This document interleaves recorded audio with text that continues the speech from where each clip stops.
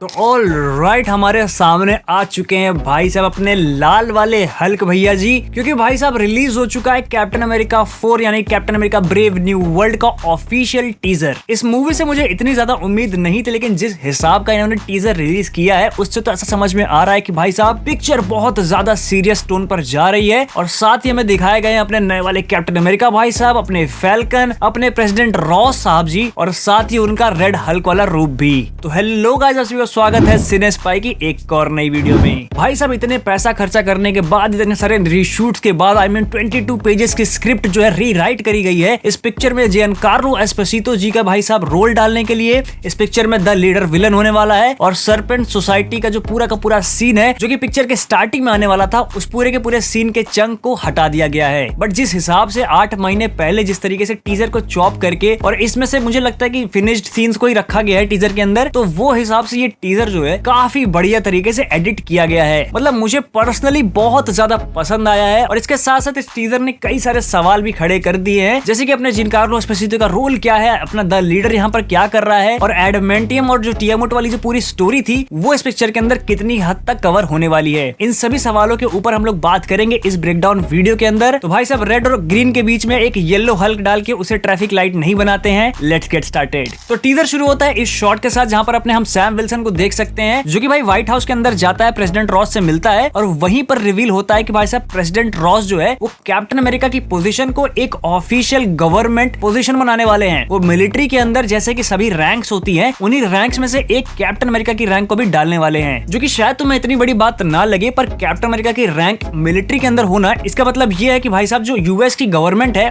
वो उसे एक वेपन की तरह यूज कर सकती है, जैसे कि वॉर मशीन को जो है यूएस गवर्नमेंट या मिलिट्री जो है उसे यूज कर रही थी, जो कि हम लोगों ने देखा था इन्फिनिटी वॉर के अंदर। अब वहां पर रोडी के एथिक्स जो है वो चीज को तो मना कर देते हैं, बट ऐसे कितने ही लोग होंगे दुनिया में जो कि भाई गवर्नमेंट की बात को टालने का दम रखेंगे। तो मेरे ख्याल से प्रेसिडेंट रॉस जो है, जो कि काफी बड़ा एक नेशनलिस्ट आदमी है, वो भाई अमेरिका को जो है वो बहुत ऊंचे लेवल पे लेकर जाना चाहता है, यानी कि भाई तानाशाही के लेवल पे, जो कि भाई वो चाहता है कि अमेरिका जो है उसके पास इतने तगड़े वेपन्स और ये सारी चीजें आ जाएं जिसकी वजह से जो है उसकी जो कंट्री है वो पूरे वर्ल्ड के ऊपर जो है वो राज कर सके, जिसके लिए उसे कैप्टन अमेरिका को एज अ वेपन जो है वो बनाना पड़ेगा। और ये चीज काफी ज्यादा कनेक्ट होती है सिविल वॉर से, क्योंकि भाई तुम सिविल वॉर के अंदर प्रेसिडेंट रॉस के जो इरादों पर ध्यान दोगे, वो वेपनाइज करने की कोशिश कर रहा था, जैसे कि इनक्रेडिबल हल्क के अंदर भी हम लोग देख सकते हैं कि भाई वो हल्क के ऊपर भी कब्जा करना चाहता था, और इसी वजह से उसने एबॉमिनेशन को बनाया था। बट एबॉमिनेशन जो है वो क्रिमिनल बन गया, लेकिन अब हालात ऐसे बन चुके हैं कि अब एंटी हीरोज की भी टीम बन सकती है, जो कि हम लोग आगे देखने वाले हैं थंडरबोल्ट्स के अंदर। और अपनी ये जो इंटर कंट्री की जो ये वॉर वगैरह होती है उसके अंदर वो एवेंजर्स को यूज भी करना चाहता है, जिसकी एक झलक हम लोग इस टीजर के अंदर भी देखते हैं कि भाई इनका कुछ लफड़ा चल रहा है जापान के साथ, जो कि मैं तुम्हें आगे इस ब्रेकडाउन में समझाने वाला हूँ। यहाँ पर हम लोग क्लियरली देख सकते हैं कि कैप्टन अमेरिका जो है वो मुंह पर मना कर देता है रॉस को, और मेरे ख्याल से रॉस को ये बात पसंद नहीं आएगी। यहाँ पर एक शॉट हम लोग देख सकते हैं जहाँ पर 5th फ्लीट करके यहाँ पर लिखा हुआ है, एक शिप के ऊपर कुछ फाइटर प्लेन्स अटैक कर रहे हैं जो कि जापान के हैं। अब ये फाइटर प्लेन वाला शॉट जो है इस टीजर में आता है, और यहाँ पर तुम लोग जापान का जो है वो फ्लैग भी देख सकते हो। एक शॉट हमें इस लड़की का दिखाया जाता है। अब ये लड़की कौन है, ये काफी ज्यादा कंट्रोवर्शियल मामला हो चुका है पूरे वर्ल्ड के अंदर। तो बेसिकली इस कैरेक्टर का जो डिस्क्रिप्शन यहाँ पर दिया गया है वो ये है कि भाई साहब इसका नाम होने वाला है रूथ, और इसका जो सुपर हीरो नेम होगा वो होगा सबरा। अब इस कैरेक्टर का जो ऑफिशियल डिस्क्रिप्शन दिया गया है वो है रूथ यानी कि सबरा। ये एक फॉर्मर ब्लैक विडो है जो कि हाई रैंकिंग यूएस ऑफिशियल बन चुकी है और प्रेसिडेंट रॉस के काफी ज्यादा करीब हो चुकी है। प्रेसिडेंट रॉस इसके ऊपर काफी ज्यादा ट्रस्ट भी करता है, और ये जो कैरेक्टर है ये कॉमिक्स में भी एग्जिस्ट करती है। बट यहीं पर एक कैच आता है, जो कि ये है कि ये एक इजरायली सुपर हीरो है। अब जैसे जो चीज कैप्टन अमेरिका अमेरिका के लिए है, वैसे ये रूथ यानी कि सबरा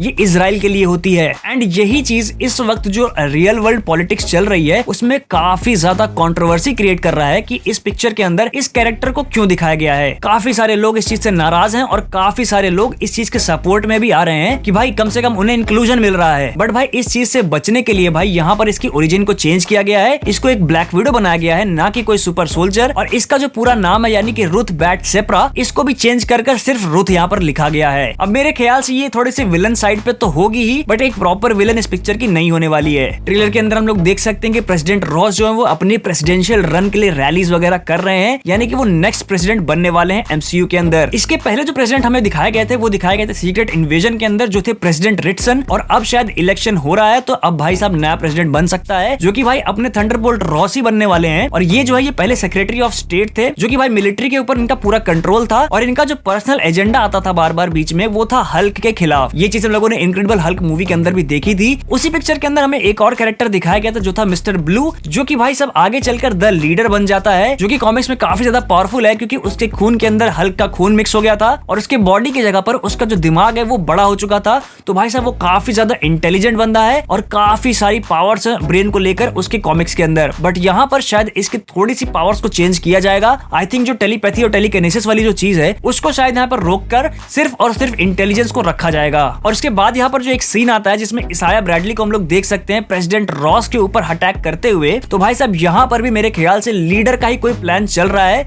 उसने यहाँ पर किसी तरीके से इस बंदे का लाइक इसाया ब्रैडली का सुपर सोल्जर वाला जो चीज है उसको एक्टिवेट किया है। तो भाई साहब तुम्हें याद होगा कि इसाया ब्रैडली को जो है वो काफी टाइम तक प्रिजन के अंदर रखा गया था। अब उस प्रिजन के अंदर कितने लोग सच्चे थे कितने लोग क्या थे, क्योंकि भाई साहब हाइड्रा का कब्जा तो भाई साहब काफी टाइम से चल ही रहा है शील्ड के अंदर। तो भाई मुझे लगता है कि इसाया ब्रैडली के ऊपर भी कुछ सुपर सोल्जर वाले जो एक्सपेरिमेंट जो हाइड्रा कर रहा था वो चीज किया गया है और वही चीज का फायदा उठाते हुए द लीडर यहाँ पर इसाया ब्रैडली को जो है वो कंट्रोल कर रहा है ताकि जो है वो प्रेसिडेंट रॉस के ऊपर गोली चलाए। ये मेरी थ्योरी है कि भाई साहब प्रेसिडेंट रॉस जो है वो द लीडर के साथ ही मिलकर काम कर रहा है। एक ब्लैक कैप्टन अमेरिका को जो है विलन दिखाने के लिए यहाँ पर ये वाला जो खेल है वो रचा गया है। प्रेसिडेंट रॉस लोगों को शायद ये चीज दिखाना चाहते हैं कि एक ब्लैक कैप्टन अमेरिका जो है वो कभी देशभक्त नहीं बन सकता, ताकि भाई साहब सैम विल्सन जो है वो उसके रास्ते का जो रोड़ा बन रखा है वो साफ हो जाए। अब इसी सीन के अंदर हमें अपना ये जो नया वाला फैल्कन है यानी कि वॉकिन टोरेस, जो कि हम लोगों ने falcon and the winter soldier के अंदर भी देखा था, वो बंदा भी दिख रहा है यहाँ पर। और शायद इस बार जो है सैम विल्सन के साथ वॉकिन टोरेस भी होगा और ये दोनों जो है वो रेबल करेंगे यूएस गवर्नमेंट के खिलाफ। अब यहाँ पर वॉकिन टोरेस को जो है वो एक मैकेनाइज्ड सूट और विंग्स दिए गए हैं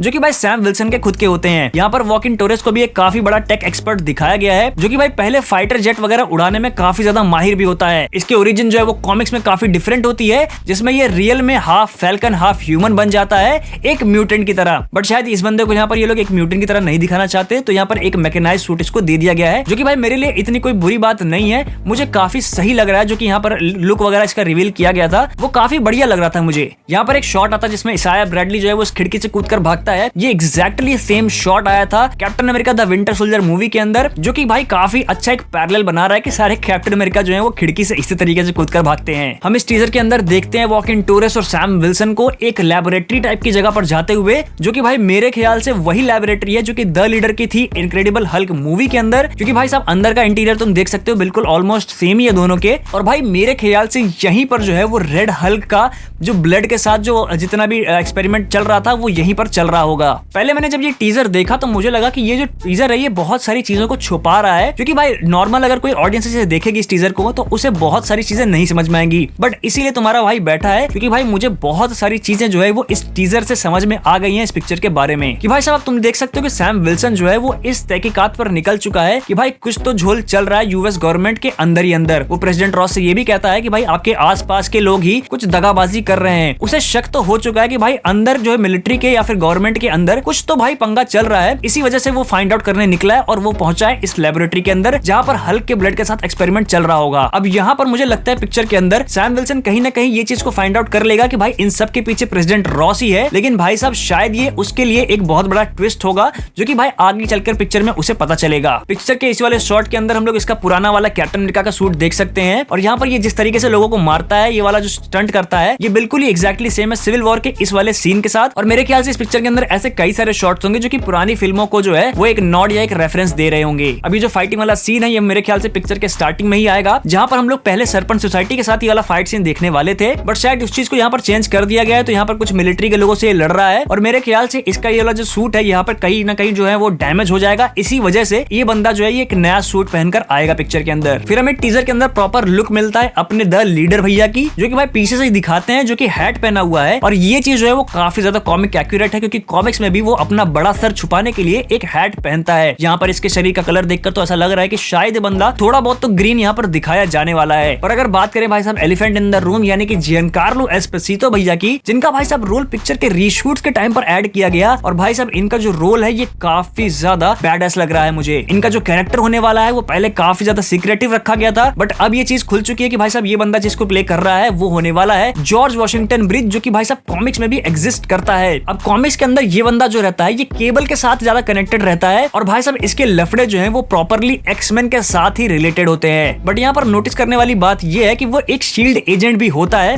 तो मेरे ख्याल से जिन कार्लो एस्पेसितो जो है वो मेरे ख्याल से गवर्नमेंट का कोई ऐसे ही फ्यूजिटिव टाइप का या विजिलेंटी टाइप का ही कोई बंदा होगा जिसको गवर्नमेंट जो है एक वेपन की तरह यूज कर रही है। तो मेरे ख्याल से ये बंदा भी जो है वो प्रेसिडेंट रॉस के साथ ही मिलकर काम कर रहा होगा। अब इस पिक्चर के अंदर प्रेसिडेंट रॉस ने काफी बड़ा जाल बिछा रखा है, जो कि भाई साहब वो कर रहा है सिर्फ एक चीज के लिए, और वो है एडामेंटियम। जी हाँ भाई साहब, एडामेंटियम, जो कि भाई वुल्वरीन के पूरे बॉडी के अंदर मौजूद है, और वो जो उसके क्लॉज वगैरह है वो एडामेंटियम के ही बने हुए हैं। अभी तक एमसीयू में एडामेंटियम का कोई जिक्र नहीं किया गया था, बट मेरे ख्याल से इस पिक्चर के अंदर इस चीज को एड्रेस किया जाएगा कि भाई साहब इटरनल्स मूवी के अंदर जो हम लोगों ने बड़ा सा पहाड़ देखा था पानी के बीच में, अब उसके अंदर यहाँ पर क्लियरली दिखाया जाएगा कि उसके अंदर से जो है वो लाइक जो उसका ब्लड होता है वो होगा एडामेंटियम, यानी कि लिक्विड फॉर्म में। अब ये ओशियन के बीच में है, यानी कि जापान और अमेरिका के बीच में, तो मेरे ख्याल से जापान जो है इसके ऊपर कब्जा कर बैठा होगा, जिसकी वजह से अमेरिका जो है वो जापान पर हमला करेगा। अब इसी एडामेंटियम को वेपनाइज करने के लिए प्रेसिडेंट रॉस ने ये पूरा का पूरा खेल रचा हुआ है, और एडामेंटियम आ रहा है तो भाई साहब कहीं ना कहीं एमसीयू के अंदर अब एक्समैन भी तो आने ही वाले हैं, तो भाई साहब वहां से जो है अपना ये जिन कार्लो एस्पेसितो का जॉर्ज वाशिंगटन ब्रिज जो है वो म्यूटेंट के साथ कनेक्ट होने वाला है आगे चलकर। इस टीजर के अंदर ये वाला शॉट आता है जहां पर ये जो कैप्टन अमेरिका है ये खड़ा हुआ है यूएस के प्रेसिडेंट और जापान के प्रेसिडेंट के बीच में, जो कि भाई साहब कोई एक समझौता हो रहा है जो कि आगे चलकर बिगड़ जाएगा, और इन्हीं सब के बीच में फंसेगा अपना ये सैम विल्सन यानी कि कैप्टन अमेरिका। बट ये शॉट इतना अनइम्पोर्टेंट नहीं है, क्योंकि यहाँ पर तुम साइड में एक चेरी का ट्री देख सकते हो, और भाई आगे चलकर जो बहुत बड़ी फाइट होने वाली है वो भी इन चेरी ट्रीज के अराउंड ही होगी। फिर आगे हमें एक फ्यूनरल का शॉट दिखाया जाता है, जो कि भाई मेरे हिसाब से अगर तुम पूछोगे तो मैं कहूंगा कि प्रेसिडेंट रॉस ने अपनी डेथ को यहाँ पर फेक किया है। और भाई आगे के फाइट सीन के पूरे सेटिंग को देखकर लग रहा है कि ये जो है ये व्हाइट हाउस का बैकयार्ड है, और इसी बैकयार्ड के अंदर ये पूरी की पूरी जो फाइट सीन है वो टेक प्लेस करने वाली है। यहाँ पर हमें फर्स्ट लुक मिलता है भाई अपने रेड हल्क का, जो कि भाई फाइट कर रहा है अपने कैप्टन अमेरिका से, जो कि भाई प्रेसिडेंट रॉस ही है। और यहाँ पर प्रेसिडेंट रॉस की मौत को फेक करने के बाद जो फ्यूनरल हो रहा था, आई थिंक वहीं पर कुछ अटैक वगैरह कुछ होगा,